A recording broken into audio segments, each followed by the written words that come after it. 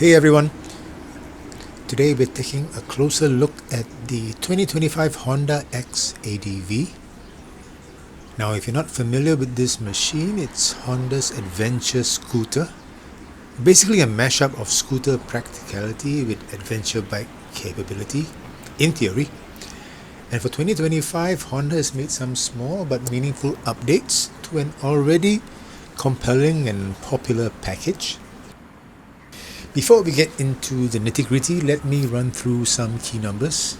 The X-ADV is powered by a 745cc parallel twin engine, producing a modest 58.6 horsepower at 6,750 RPM and about 69 Newton meters of torque at 4,750 RPM. Not exactly fire-breathing numbers, but remember this is more about usability than outright performance. Seat height is at 820 millimeters, definitely on the taller side of average, while wet weight comes in at about 237 kilograms. You get 13.2 liters of fuel capacity, which Honda says gives you a range of about 360 kilometers or thereabouts. And the price, 37,400 on the road. Yes, it's expensive, but we'll talk about whether it's worth it later. First off, what's new for 2025? Well, the most obvious change is up front. Honda has given the X-ADV a more aggressive face, with reworked LED headlights that now integrate the turn signals and daytime running lights. You also get a 5-inch TFT display that's crisp and easy to read. There's also cruise control, which is a welcome addition for longer rides.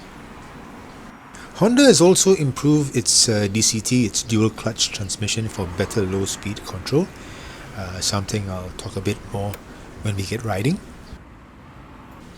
Other updates include a seat that's supposedly 10% cushier and a windscreen that's adjustable with just one hand. The handlebars are wide though, very wide, which is great for leverage but does have implications for filtering through traffic. Under-seat storage is decent and you can fit one full-face helmet in thereabouts, but that's about it. Don't expect to be able to load up on a lot of groceries. The seat itself is also quite wide and uses a grippy material designed to keep you planted. Some riders will love that security and confidence that gives, while others might find it a bit restrictive. Alright, now let's talk about moving this thing around at a standstill. Now I have a little formula for determining whether a bike crosses over into big bike territory, and it's quite simple. If I can't move it around while seated on it, then it's a big bike. And the X-ADV, despite being only a 750 with fewer than 60 horses, is actually dancing right on that line of middleweight big bike. At 237 kilograms wet, this is substantial. There's no getting away from that. And I'm almost tiptoeing here, partly because of the 820mm seat height, but also because the seat is genuinely wide, and that width combined with the grippy seat material means it's not so easy to move about.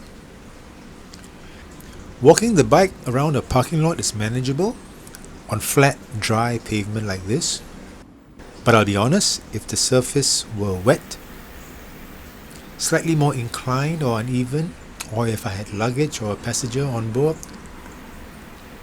this maneuver would be much more challenging. Of course, once you're rolling, everything changes. All that weight is carried very low in the chassis. The engine is canted forward and the fuel tank is under the seat. All this combines to create a bike with a wonderful low center of gravity. And in city traffic, this low center of gravity helps the X-ADV to absolutely shine. This bike is genuinely brilliant for commuting, The DCT constantly puts you in the right gear, whether you're doing 30, 60 or 80 kilometers per hour. There's no surging or sputtering. The bike just chugs along smoothly without complaint. Fueling is linear and very predictable and never abrupt or on-off. And combined with the DCT, this means you can crawl along at walking pace without needing to dab a foot down for balance. It's that confidence inspiring. For tight work and better throttle control though, I tend to prefer riding in manual mode, feathering the rear brake with my left hand to better modulate speed. Now we're heading into a multi-storey car park with some tight spiral ramps. This is where we'll see if all that weight and that DCT set in auto mode becomes an issue. How well this bike takes to confined spaces. Overall, I'd say handling is better than I expected. You do feel the weight, especially when changing direction quickly or navigating these steep cambered turns. But again, that low center of gravity really does make a difference here. The DCT definitely has a learning curve to it. Without a manual clutch, you're relying on throttle control and that rear brake to modulate your speed precisely. It took me about an hour or two to really build trust in the system. And after I got used to it, it felt no more or less harder to control than a regular bike. So for technical work like this, I'd be staying in manual mode to prevent unexpected gear changes. The X-ADV leans into corners willingly and predictably. Obviously, it's not a quick steerer. There's just too much mass for that. But it is a stable and confidence-inspiring motorcycle. Road holding is good, though the suspension does feel a little bit firm, which is a bit surprising given that there's so much fork travel up front. I think there's about 150 mm of fork travel, in line with its adventure bike aspirations. And one thing I need to mention, those wide bars, which are great for leverage and control, do limit lane splitting ability. If you're the type who regularly filters through heavy traffic, that's a trade-off you might want to consider. For a city bike, I do value the ability to safely cut through traffic. Otherwise, you're just going to be stuck in traffic like a four-wheeler.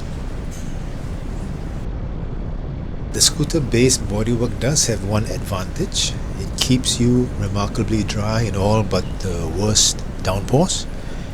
And combined with that one-handed adjustable windscreen, you do get excellent weather protection for both rider and passenger.